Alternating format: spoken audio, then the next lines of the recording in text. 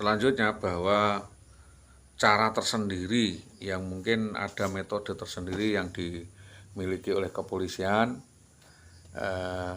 agar bisa meneliti kasus ini jika yang melakukan hal tersebut atas kesadaran dan rasa senang.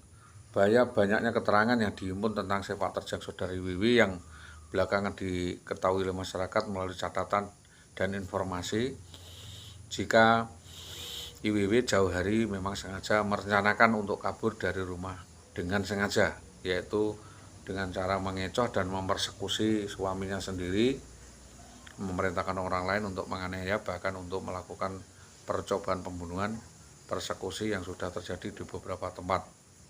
Bahkan Polsek Tambak Roma sendiri melalui topik, kowe aja wani rene-rene neh Pak, engko dibacok wong kowe, mengko.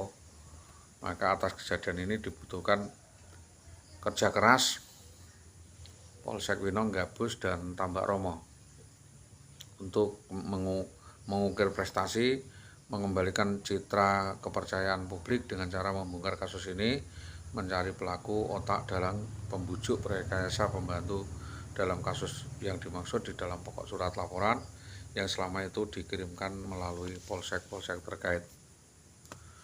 Unsur pidana juga dapat dijatuhkan kepada orang yang mengetahui tetapi tidak segera melaporkan atau memberitahukan kepada yang berwajib.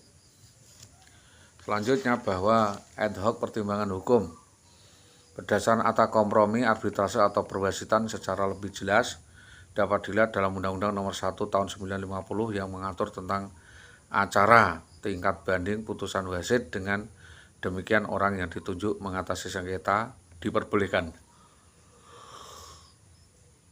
dengan metode 1 punctum de compromitendo, yaitu klausa arbitrasi yang tercantum dalam suatu perjanjian tertutup dibuat oleh para pihak. Ini sebuah nomenklatur atau agregatnya disusun. Yang kedua dengan cara akta kompromi, yaitu sebuah perjanjian arbitrase tersendiri yang dibuat para pihak setelah timbul sengketa sebelum undang-undang arbitrase diatur pada pasal 61 bis, 651 bis Reglamen Acara Perdata atau RV. Dalam penjelasan pasal 3 ayat 1 Undang-Undang Nomor 1470 tentang pokok-pokok kekuasaan kehakiman menyebut bahwa penyelesaian di luar pengadilan atas dasar perdamaian atau perwasitan diperbolehkan atau tetap diperbolehkan, yaitu dapat berupa alternatif arbitrase ad hoc untuk sementara maupun arbitrase melalui badan intelijen atau badan permanen. Ad hoc yang dimaksudkan adalah berdasarkan aturan-aturan yang disengaja dibentuk untuk tujuan arbitrase alternatif untuk menyelesaikan panjar perkara. Prosedur pelaksanaan disepakati para pihak. Arbitrase institusi adalah suatu pola lembaga yang dikelola dari berbagai badan arbitrase berdasarkan aturan-aturan tersendiri, yaitu lingkup alternatif penyelesaian mengenai hak yang menurut hukum dan peraturan perundangan dikuasai sepenuhnya oleh pihak bersengketa. Kegiatan dalam bidang perdagangan antara lain atau keuangan, perbankan, industri, dan hak kepemilikan atau kuasa milik. Dalam KUH Perdata buku 3 bab 18 pasal 1851 1854 disebutkan bahwa arbitrase dijadikan solusi terbaik dari perselisihan yang terjadi karena penyelesaian sengketa melalui wasit memiliki arti penting dibanding dengan pengadilan resmi. Penyelesaian sengketa dapat dilaksanakan dengan cepat, murah, dan terjangkau. Para wasit mampu membuat keputusan yang memuaskan para pihak. Putusan peradilan secara perwasitan dirahasiakan untuk umum sehingga tidak patut diketahui oleh umum, tidak mengetahui tentang kelemahan-kelemahan itu. Putusan arbitrase diberikan kekuasaan kepada arbiter untuk memutus berdasarkan kebijaksanaan atau quo ad bono.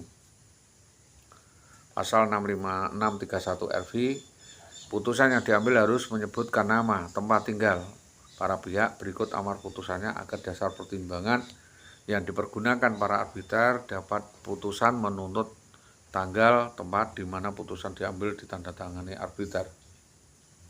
Dalam satu menolak menandatangani putusan tersebut agar putusan ditandatangani semua pihak, yaitu pasal 632 junto pasal 633 RV diketahui, yaitu penyebutan adanya tanggal tempat sangat penting karena terhitung 14 hari sejak putusan dikeluarkan. Putusan harus didaftarkan ke panitia pengadilan. Putusan arbitrasenya hanya dapat dieksekusi jika perintah pengadilan atau ketua pengadilan negeri mengingat menimbang bahwa semua laporan saya selama ini terkesan ditolak dan dimentahkan oleh kepolisian karena saya dianggap tidak cakap secara hukum. Mengingat menimbang bahwa memang dalam waktu-waktu